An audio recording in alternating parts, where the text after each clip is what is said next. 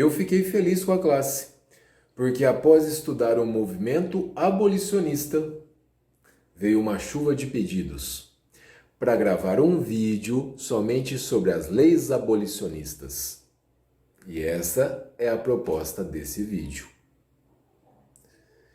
Nós vamos gravar essa história já sabendo que o Brasil foi o último país da América a abolir a escravidão. E que a escravidão foi abolida durante o Segundo Reinado.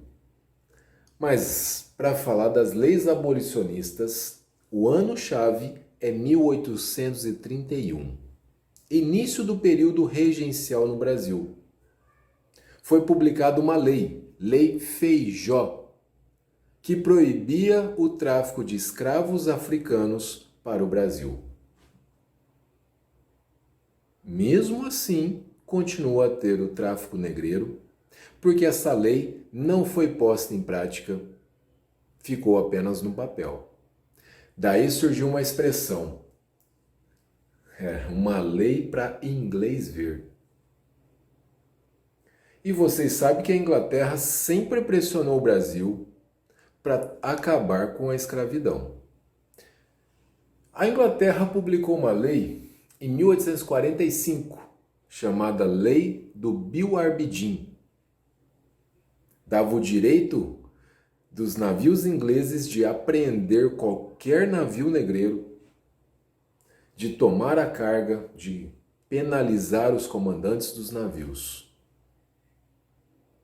E aí, em 1850, o Brasil publica o que a gente pode considerar a primeira lei abolicionista de fato, a Lei Eusébio de Queiroz. Essa sim proibia o tráfico de escravizados da África para o Brasil. Bom, para continuar falando das leis abolicionistas, a gente tem que relembrar sobre a Guerra do Paraguai, que ocorreu de 1864 a 1870. E a Guerra do Paraguai foi importantíssima, porque depois dela intensificou o movimento abolicionista. Durante a Guerra do Paraguai, foi feita a campanha Voluntários da Pátria, onde prometia para os escravizados a alforria, desde que eles lutassem na guerra. Terminada a Guerra do Paraguai, o Brasil vai publicar 3 leis abolicionistas. Dá uma olhada aqui no quadro. Lei do Ventre Livre, Lei do Sexagenário e a Lei Áurea. Vamos falar um pouquinho das 3 que foram publicadas durante o Segundo Reinado, durante o governo do imperador Dom Pedro II. A Lei número 2040, Lei Rio Branco, mais conhecida como Lei do Ventre Livre, declarava livre todas as crianças nascidas a partir daquela data. Detalhe: os pais continuavam escravizados. Por isso, o efeito da lei era que a criança deveria ser escravizada até 8 anos de idade. E ainda assim não seria libertada, porque o senhor de escravo tinha uma opção, tinha 2 escolhas. Ou continuar com aquela criança até os 21 anos, ou libertá-la ganhando uma indenização do Estado. Puxa, é uma lei meio estranha, né? Mas tudo bem, continuando. Lei do Sexagenário, a lei número 3.270, é a Lei Saraiva-Cotegipe, mais conhecida como Lei dos Sexagenários. Sexagenário vem de 60 anos, pois a lei libertava os escravizados quando atingiam 60 anos. Os próprios deputados chamaram essa lei de Lei da Gargalhada Nacional. Que pensa bem, a expectativa, a média de vida de um escravizado era de 40 anos. e ele ia ser libertado aos 60. Ainda a título de indenização, teria que trabalhar por mais 3 anos, então aos 63. Os proprietários, quando foi aprovada a lei, eles ficaram contra, eles criticaram. Só que depois de um tempo eles perceberam que essa lei estava beneficiando quem?